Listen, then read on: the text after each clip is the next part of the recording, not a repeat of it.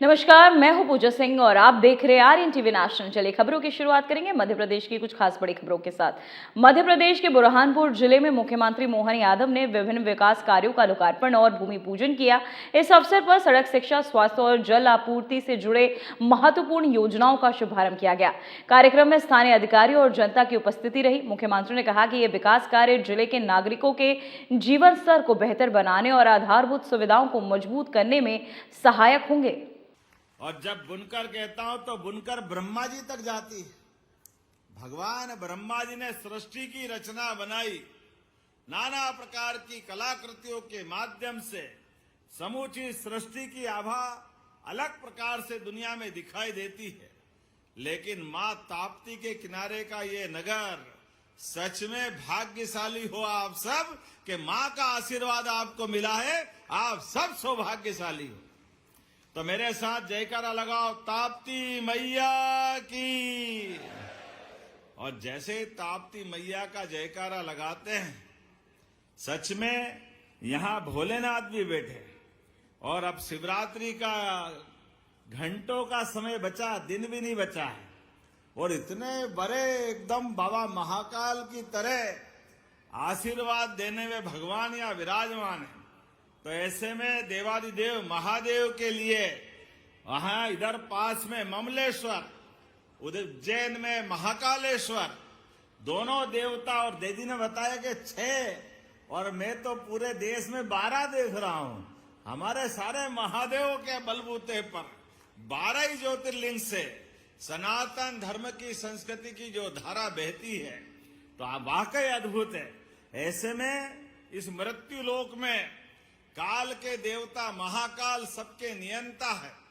और ममलेश्वर ये हमारे बीच अंतरधारा प्रभावित करते हैं जीवन की। तो मेरे साथ बोले महादेव महाराज की। सारे देवता आ गए इसमें। और हमारे लिए सौभाग्य की बात है, आज जब मैं आपसे बात कर रहा हूं तो मां इच्छा देवी, राधा वल्लभ लाल, हमारे गुरु नानक देव जी कितने प्रकार से अलग अलग कारण से बुरहानपुर की धरती की गौरवशाली गाथाएं लिखी है। जब ये कार्यक्रम हो रहा है तो यहां तो लगभग 700 करोड़ की सौगात मिल रही है। जोरदार अभिनंदन करें ये विकास के कारवाओं के लिए। लगातार हर क्षेत्र में हर प्रकार के कामों को लेकर के। और बुरहानपुर तो वस्त्र, पावरलूम, केला उत्पादन, फसलों के अलग अलग प्रकार के, कपास की खेती, कृषि में नवाचार, उत्पादन क्षमता की विशेषता। अरे आम के आम, गुठली के दाम, हमने तो केवल मुहावरा सुना था। केले के भी मजे लो और केले के बाद के उसके तने से भी कपड़े बना लो, ये बुरहानपुरी कर सकता है और कोई नहीं कर सकता। कितने प्रकार के नवाचार करते हैं, वाकई आनंद आ जाता है। दलिया, पता नहीं क्या क्या बनाया, अब नाम लूंगा तो समय थोड़ा बढ़ जाएगा। लेकिन आज मैं जब हमारी सरकार के बाद जोरदार अभिनंदन यशस्वी प्रधानमंत्री नरेंद्र मोदी जी के लिए करिए, जोरदार ताली बजा करके। एक अद्वितीय नेतृत्वकर्ता जिनके एक एक काम से हर देश का देशवासी गौरवान्वित होता है, आनंद में डूबता है। दुनिया के अंदर भारत की धाक बनती है और भारत की साख भी बनती है। हमें इस बात की प्रसन्नता है, हमारे नेता हमारे सभी वर्गों का समान रूप से ध्यान रखते हैं और एक एक करके वो सारे गुलामी के चिन्ह भी फेंक रहे हैं, जिनके कारण से अतीत के कालक्रम में हमारे लिए कई बार अपमान की घटनाएं हुई है। राजभवन, लोक भवन, अरे लोकतंत्र का आनंद है और काम का कर्तव्य पथ, कर्तव्य भवन, ये जो लगातार अंदर से जो उनके भाव आते हैं, सच में जोरदार अभिनंदन करें हमारे मोदी जी का एक बार फिर। व्यापार व्यवसाय की समय में दुनिया के सामने किसानों की हित की रक्षा करने के लिए चट्टान की तरह किसानों के हित के मामले में सबके सामने अड़े रहे माननीय मोदी जी। और उन्होंने कहा कि मैं सब कुछ कर सकता हूं, लेकिन इस देश के किसानों का साथ कोई उसके हक पे डाका डाले, ये बर्दाश्त करने वाले नहीं है। जोरदार अभिनंदन करें उनके अच्छे भाव के लिए। और इतना ही नहीं, सिंचाई की सुविधा बढ़ाने के लिए ये कांग्रेसी आज बड़े दुर्भाग्य के साथ कहना पड़ेगा, इनने तो कभी कुछ काम करा नहीं। किसानों को लेकर के लगातार इनकी कुनीतियों के कारण से पूरे देश की हालत तो हुई, हमारे प्रदेश की हालत भी। 1956 में मध्य प्रदेश बन गया, लेकिन 56 में मध्य प्रदेश बना, ये मां ताप्ती कब से प्रवाहित हो रही है। मां नर्मदा का आशीर्वाद तो हमको भी मिलता है, राजस्थान भी ले रहा, गुजरात के साथ महाराष्ट्र में भी पूरा क्षेत्र हमारा मालवा निवाड़। बोलिए नर्मदे महारानी की। चारों तरफ से नर्मदा के कारण से पूरा क्षेत्र बदल रहा है। लेकिन ये कांग्रेसी को भी तो मौका मिला था, कोई आपके दरवाजे आए तो पूछना। ये नर्मदा वैली की घटना है, नर्मदा वैली के बांधों की श्रृंखला 1977 से बनने के लिए तैयार थी, लेकिन इन्होंने बनने नहीं दी। गरीब आदमी परेशान होता रहा, किसान के घर कंगाली आ गई, लेकिन इनका मन नहीं पसीजा। ये अपनी सरकार पे सरकार बनाते रहिए और किसान गरीब पे गरीब होता गया। लेकिन मुझे इस बात की प्रसन्नता है, सरदार सरोवर के माध्यम से यशस्वी प्रधानमंत्री जब गुजरात के मुख्यमंत्री थे, उनने गुजरात का भी भला किया और हमारे बड़वानी से लगा करके निमाड़ तक, और ये पूरे बांधों की श्रृंखला शुरू हुई। जोरदार अभिनंदन करें हमारे अपने प्रतिबद्ध प्रधानमंत्री के लिए। हमने सुना था कि लोहे से पारस छुआओ तो लोहा सोने का हो जाता है। सोना तो हो नहीं हो हमको नहीं मालूम, लेकिन सूखे खेत में पानी मिल जाए तो फसल सोने की हो जाती है, इसमें कोई शंका नहीं। ये हमारी परमात्मा की कृपा है। सूखे खेतों में पानी मिले, और पानी नहीं, अब तो हमारी सड़कों का, बिजली का, पानी का, ये रात में तो छोड़ो, कितना अच्छा लग रहा, दिन में भी बिजली जल रही है। जोरदार अभिनंदन करें, ये हमारी सरकार की प्रतिबद्धता है किसानों के लिए। नहीं तो ये कांग्रेस के शासनकाल में जब ये सीजन चलता, डब्बा लेके पेट्रोल पंप पे लाइन लगा रहे डीजल लेने के लिए। जनरेटर, इन्वर्टर, ये हमारे नई पीढ़ी के बच्चों को तो मालूम ही नहीं। 20 साल पहले कैसी बुरी स्थिति थी किसानों के साथ। सब प्रकार के संसाधन लगाने के बाद भी ना पानी, ना बिजली, ना सड़क। कांग्रेसी अपने केवल शब्दों की जादूगरी से सरकार बनाते थे। लेकिन मुझे इस बात की प्रसन्नता है, नरेंद्र मोदी जी के आशीर्वाद के माध्यम से अब तो नदी जोड़ो अभियान भी चल रहा। जोरदार अभिनंदन करो, और आपके बुरहानपुर को भी लाभ मिलने वाला, बहुत बड़ा लाभ। ये 20 साल पहले मिल जाता, लेकिन कांग्रेसियों ने करने नहीं दिया। रोज अड़ंगे लगाते हैं, लेकिन ताप्ती मेगा रिचार्ज के माध्यम से जोरदार अभिनंदन करें, ये पूरा क्षेत्र अलग प्रकार से होने वाला है। आप सबसे हाथ जोड़ के निवेदन करना चाहता हूं, अपने परिवार में कोई काम पड़ जाए, कोई क्रियावर करना पड़े, पहले तो आपसे निवेदन है कि अपने जीवन में 2 चीज की गठान बांध लें। बच्चे बच्ची का भी ब्याह करना है, शादी करना है, विवाह करना है, तो हमको सामूहिक विवाह को प्रोत्साहन देना चाहिए, जिसके माध्यम से हमारा भी खर्चा बचे और मेहमानों को भी एक बार में काम चल जाए। मुझे इस बात का संतोष है, मेरे बेटे की भी शादी करी तो मैंने सामूहिक विवाह के माध्यम से करी। ये हमारे बीच में होना चाहिए। हमारे परिवार के अंदर अच्छे काम का संकल्प सबके साथ क्यों नहीं होना चाहिए। तो अपने घरों के अंदर अनावश्यक खर्चों से बचना चाहिए, सामूहिक विवाह को प्रोत्साहन दो। और हमारी सरकार तो 3 मुहूर्तें, अखातीज अक्षय तृतीया आने वाली है, देव उत्थान एकादशी और बसंत पंचमी, आप सामूहिक विवाह कराओ, सरकार के माध्यम से 55,000 रुपया जोड़ा हमारी सरकार देने वाली है अपने बच्चे बच्चियों के लिए। हर गरीब आदमी के जीवन में अगर तकलीफ है तो सरकार खड़ी दिखाई देना चाहिए। इसलिए हमने निर्णय लिया है, ये लाडली बहनाएं बैठी है, आज बहनों के खाते में 1,500 रुपया आने वाला है। जोरदार अभिनंदन करो लाडली बहनाओं के लिए भी। बहनों के हाथ में पैसा है, इससे ज्यादा सुख की क्या बात हो सकती। लाडली बहनाओं चिंता मत करो, हमने निर्णय किया है 1,000 से यात्रा प्रारंभ हुई थी, गए साल 1250, इस साल 1,500, धीरे धीरे आगे बढ़ रहे हैं। और यहाँ कारखाना खुलेगा और उसमें काम करेगी बहनें या भाई भी काम करेगा, तो रोजगार आधारित कारखाना खोल करके 5,000 रुपया महीना सरकार की तरफ से दिया जाएगा हमारे भाइयों और बहनों के लिए। ये हमारी प्रतिबद्धता है।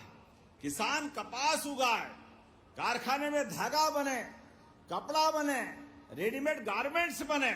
इसलिए प्रधानमंत्री ने भारत का सबसे बड़ा पीएम मित्र पार्क कहीं दिया है, तो मुझे खुशी है धार के पास हुआ। जोरदार अभिनंदन करें प्रधानमंत्री का। दुनिया भर में यहां से हमारा कपास का बना हुआ कपड़ा निर्यात किया जाएगा। इसलिए अभी हमारी अर्चना जी ने एक आग्रह किया है, केला, कपास, फसल आधारित अलग से प्रोसेसिंग के लिए आपने यहां पर वैल्यू एडिशन, भंडारण और निर्यात की सुविधा बनाते हुए केला, कपास, बागवानी से जुड़ी फसलों के लिए आपने कहा कि इनको आधुनिक तरीके से प्रोसेसिंग की व्यवस्था करना है। मैं आपको आश्वस्त करता हूं, ये किसान कल्याण वर्ष है, जो आप मांगो वो सब देने की घोषणा करता हूं, निश्चित रूप से यहां कराया जाएगा। तो वहीं केंद्रीय कृषि मंत्री शिवराज सिंह चौहान ने कहा कि कांग्रेस नेता राहुल गांधी लगातार झूठ बोलकर किसानों को गुमराह करने की कोशिश कर रहे हैं। उन्होंने आरोप लगाया कि राहुल गांधी देशवासियों में भ्रम फैलाने की कोशिश कर रहे हैं। शिवराज सिंह चौहान ने भरोसा जताया कि भारत और अमेरिका के बीच हुए एग्रीमेंट में देश के हित में सर्वोपरि है। वहीं उन्होंने कहा कि प्रधानमंत्री नरेंद्र मोदी हर समय किसानों और देश की सेवा के लिए समर्पित है और उन्होंने किसानों की भलाई के लिए कई योजनाएं बनाकर उन्हें लागू किया है। कृषि मंत्री ने यह भी कहा कि सरकार किसानों के हितों की रक्षा करने और भारत को आत्मनिर्भर व विकसित बनाने के लिए निरंतर काम कर रही है। राहुल गांधी लगातार झूठ बोल रहे हैं, बार बार बोल रहे हैं, बेशर्मी से झूठ बोल रहे हैं और वीडियो से भी उनका झूठ साफ नजर आता है। झूठ बोलकर किसानों को गुमराह करने की असफल कोशिश कर रहे हैं, देशवासियों के बीच भ्रम पैदा करने की कोशिश कर रहे हैं। लेकिन मैं पूरे दावे के साथ कहता हूं, भारत और अमेरिका के बीच जो समझौता हुआ है उसमें देश के हितों को सर्वोपरि रखा गया है। हमारे एमएसएमई, हमारे स्टार्टअप्स, हमारे किसान, हमारे कारीगर, हमारे मछुआरे, सबके हितों की पूरी तरह से रक्षा की गई है। राहुल गांधी बार बार सेब की बात कर रहे हैं।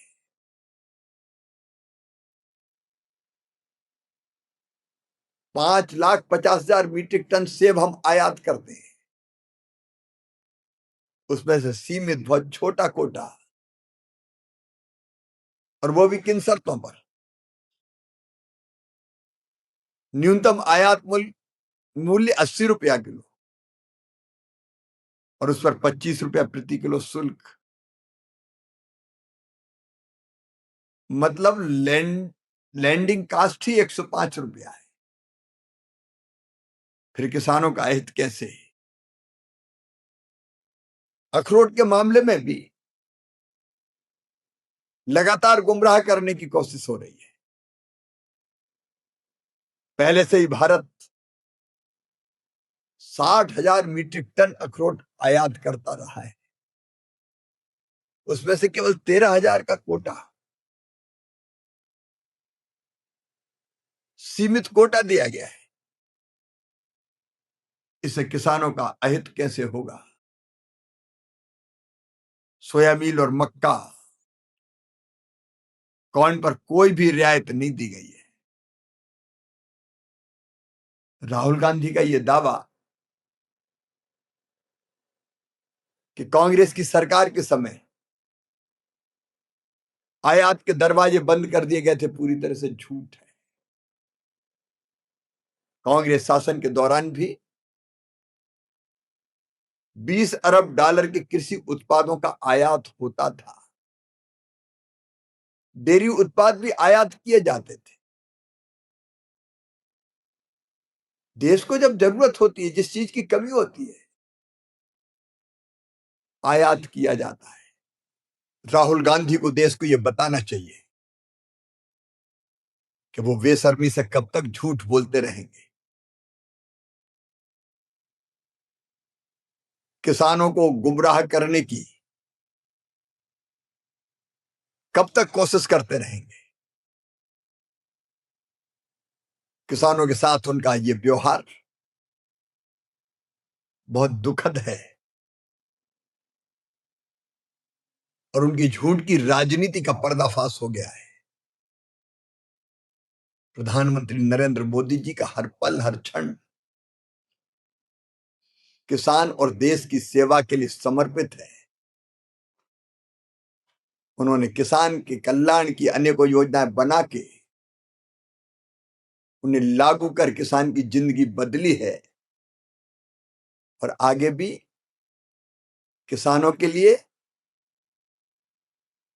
उनके हितों की रक्षा के लिए और आत्मनिर्भर और विकसित भारत बनाने के लिए वे काम करते रहेंगे। तो वहीं पन्ना जिले के अजयगढ़ थाना अंतर्गत गढ़पुर पुल पर एक दर्दनाक हादसा हुआ। बाइक से जा रहे चाचा भतीजे पुल से गिर गए, जिससे चाचा की मौत हो गई और भतीजा गंभीर रूप से घायल हो गया। जानकारी के अनुसार पुल अधूरा था और कोई चेतावनी बोर्ड नहीं लगाया गया। वहीं स्थानीय प्रशासन ने मामले की जांच शुरू कर दी है।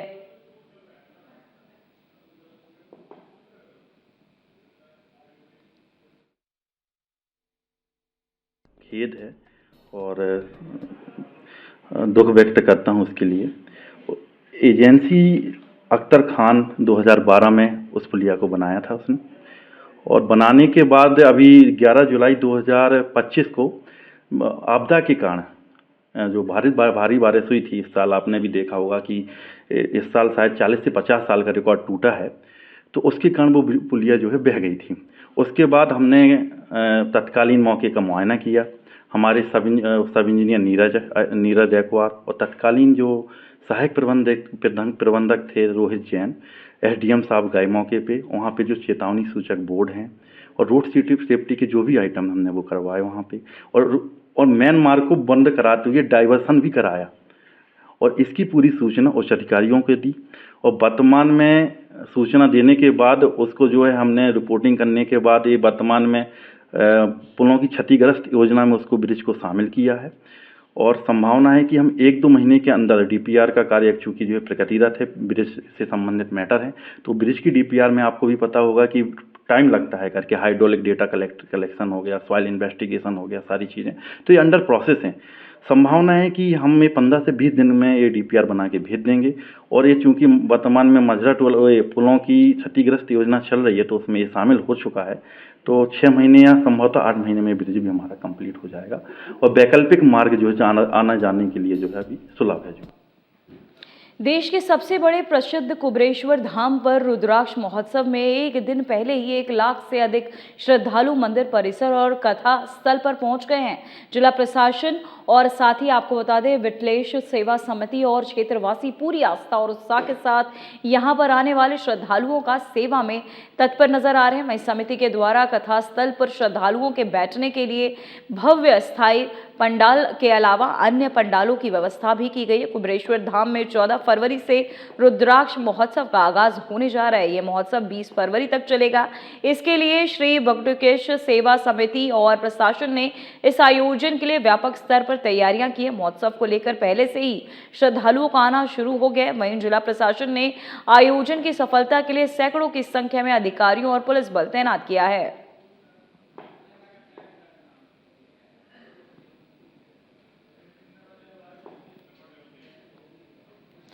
तो वहीं महाशिवरात्रि के अवसर पर सैकड़ों किन्नरों के सनातन में वापसी कार्यक्रम की तैयारी की जा रही है। जानकारी के अनुसार 250 से ज्यादा किन्नर इस विशेष आयोजन में भाग लेकर सनातन परंपरा में वापसी की घोषणा करेंगे। ये कार्यक्रम महाशिवरात्रि के पावन पर्व पर आयोजित किया जाएगा, जिसे लेकर आयोजकों में उत्साह का माहौल है। बताया जा रहा है कि किन्नर काजल गुट के समर्थकों के बीच इस निर्णय को लेकर जश्न मनाया जा रहा है। समर्थकों का कहना है कि आस्था और परंपरा से जुड़ने की भावनात्मक क्षण है। हालांकि इस आयोजन को लेकर प्रशासन भी सतर्क नजर आ रहा है। किसी भी प्रकार की कानून व्यवस्था की स्थिति से निपटने के लिए तमाम सुरक्षा के इंतजाम किए जा रहे हैं।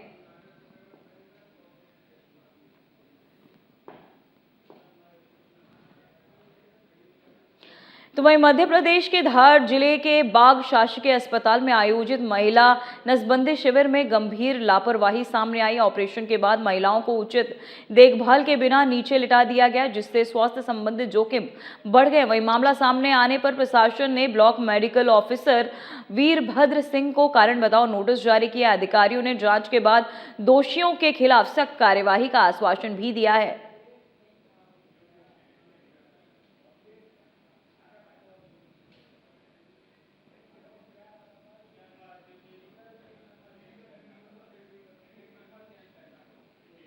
तो वहीं मध्य प्रदेश के कई जिलों में वैलेंटाइन डे के अवसर पर राष्ट्रीय बजरंग दल के कार्यकर्ताओं ने सार्वजनिक रूप से विरोध प्रदर्शन किया। वहीं कुछ युवाओं ने वैलेंटाइन डे का विरोध करने वाले संगठनों के खिलाफ विरोध प्रदर्शन कर अपनी प्रतिक्रिया व्यक्त की। इस दौरान दोनों पक्षों ने अपने अपने संदेशों के माध्यम से अपने विचार व्यक्त किए, लेकिन स्थानीय प्रशासन ने शांति बनाए रखने और कानून व्यवस्था सुनिश्चित करने पर जोर दिया।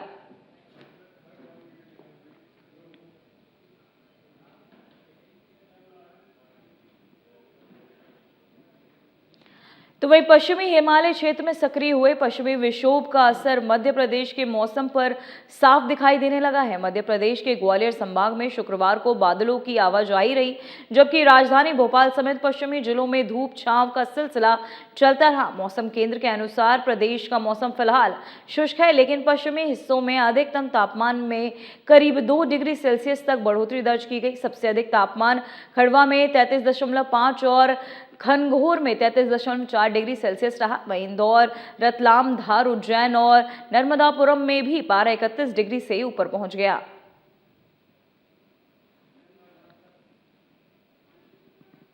फिलहाल मध्य प्रदेश की खबरों में इतना ही। देखते रहिए RN टीवी नेशनल। मुझे दीजिए इजाजत। नमस्कार।